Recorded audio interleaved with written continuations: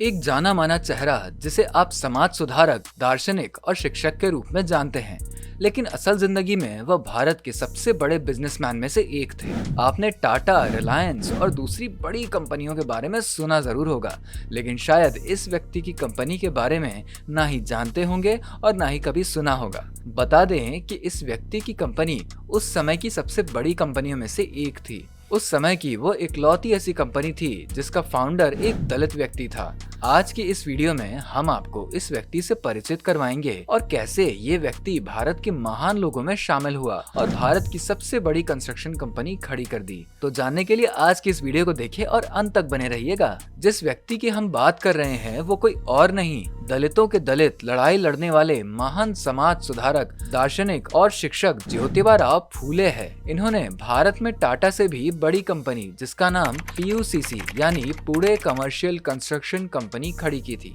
इनका जन्म महाराष्ट्र के पुणे में 11 अप्रैल 1827 को एक गरीब परिवार में हुआ था। इनके जन्म के करीब 1 साल बाद ही इनकी मां का देहांत हो गया, जिसके बाद इनका लालन पालन सगुनाबाई दाई ने किया। इनके बारे में ऐसा कहा जाता है कि इनकी स्कूली शिक्षा गांव में हुई, लेकिन जातिगत भेदभाव के कारण इन्हें स्कूल छोड़ना पड़ा और तभी से इन्होंने सोच लिया कि मैं इस देश के दलित, गरीब और असहाय लोगों के हक के लिए पूरी जिंदगी लड़ूंगा। और इसी वचन के साथ ये भारत के सबसे सफल कारोबारी और समाज सुधारक बन गए। इन्होंने कठिन परिश्रम से अपने नाम को देश के महान लोगों में शुमार किया। इन्होंने देश के लिए, तब के लोगों के लिए कई आंदोलन किए। अगर ज्योतिबा फूले की बात करें तो ज्यादातर लोग इन्हें समाज सुधारक, दार्शनिक और शिक्षक के रूप में ही जानते हैं, लेकिन इनकी कंपनी उस समय की सबसे बड़ी कंस्ट्रक्शन कंपनी थी और इनका नाम टॉप बिजनेसमैन में आता था। अगर इनकी कंपनी के टर्नओवर की बात करें तो ये उस समय 21,000 के आसपास था।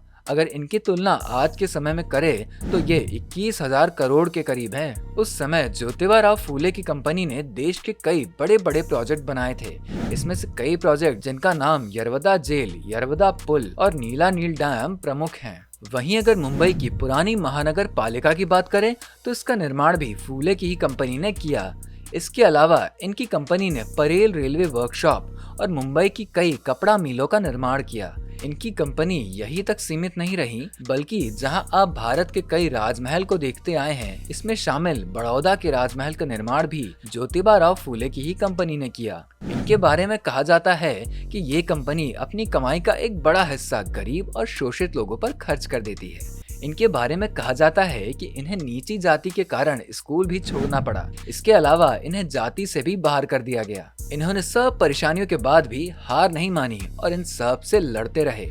इन्होंने पंडितों का काफी ज्यादा विरोध किया, पंडितों के पूजन का बहिष्कार किया और बगैर पंडितों के शादियां करवाने लगे। परेशानियों से लड़ते हुए उन्होंने बहुत बड़ी कंपनी की स्थापना की। साल 1882 की बात है जब पंडित बाल गंगाधर तिलक को किसी कारणवश जेल जाना पड़ा। उनकी जमानत के लिए ज्योतिबा फूले ने बाल गंगाधर तिलक को पैसे दिए।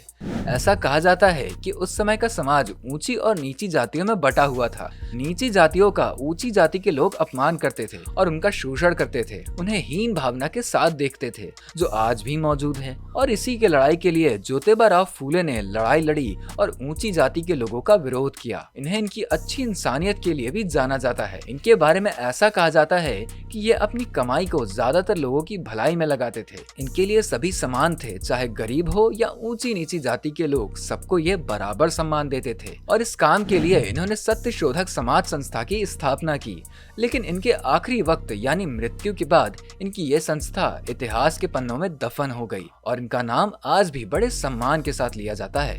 वहीं इनकी कंपनी भी सिमटकर खत्म हो गई, जिसे आज भारत के लोग ही नहीं जानते हैं।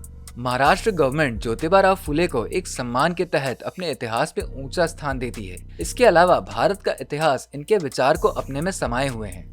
दोस्तों, आपको ज्योतिबा फूले के इतिहास को जानकर अच्छा लगा होगा। इन्होंने कैसे इतनी परेशानियों के बावजूद उस समय भारत की सबसे बड़ी कंपनी खड़ी कर दी। आपका क्या विचार है इस व्यक्तित्व के बारे में, हमें कमेंट करके जरूर बताएं। और अगर आप हमारे चैनल पर नए हैं तो सब्सक्राइब का बटन दबाएं, वीडियो को लाइक शेयर करें और पास में लगा बेल आइकन भी दबा दें ताकि फ्यूचर में आने वाली सारे वीडियोस के अपडेट आपको जल्द से जल्द मिल जाएं।